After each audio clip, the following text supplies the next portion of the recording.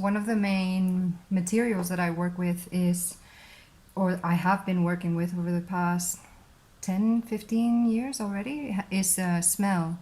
I came across the use of smell when I read a piece of information about how the genetic manipulation of flowers, particularly roses, for brighter colors, more petals, less thorns, had derived into the loss of smell, or the gene that codes for smell.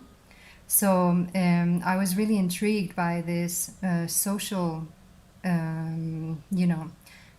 taboo in a way, where we've overlooked smell as, despite its relevance, for communication between species, between people, in different environments, and yet somehow scientists had lost the ability of a rose, which is very symbolic to smell, to produce odor.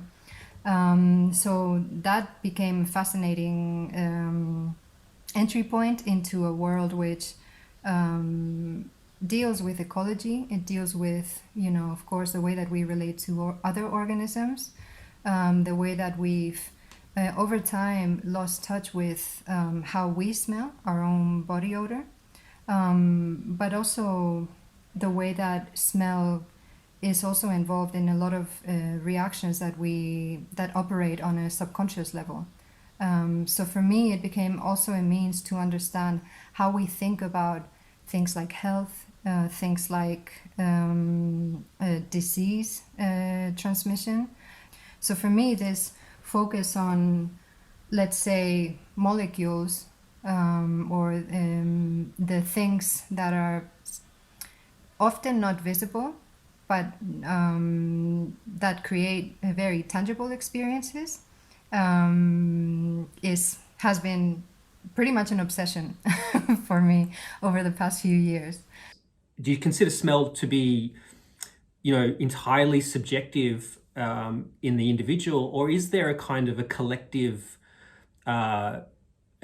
sense of smell? And can smell be used in a way to sort of enhance intergenerational knowledge or cultural tolerance or things of that nature? I think it has a lot to do with, in this case, memory and heritage. I think we're losing a lot of smells. For me, that becomes a really interesting medium to talk about traditional knowledge, which I think, especially when you live in a context like León, which is a city, but it's a city that is dying. The majority of the population is concentrated in cities like Madrid or Barcelona, and you have other rural areas which are increasingly being emptied of people. There's a demographic change there, but there's also a loss of a lot of these relationships that had to do with other types of knowledge of the land, how to use specific processes to cultivate different plants, to herd animals, to grow grass, for example, for the feeding of cattle. So for me, these smellscapes become almost like a way to be able to bring back some of these narratives, and to have a conversation with other generations, people who have lived a reality very different from the one that I'm living now, and to have a discussion with them about where certain processes come from and the way that they're changing. Because I think in some ways